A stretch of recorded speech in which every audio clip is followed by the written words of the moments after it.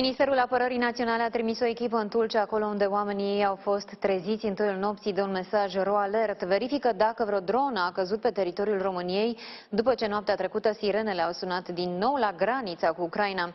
Zona a fost survolată de avioane F-16. Mai mulți oameni au sunat speriați la 112 ca să anunțe că au auzit explozii în zonă.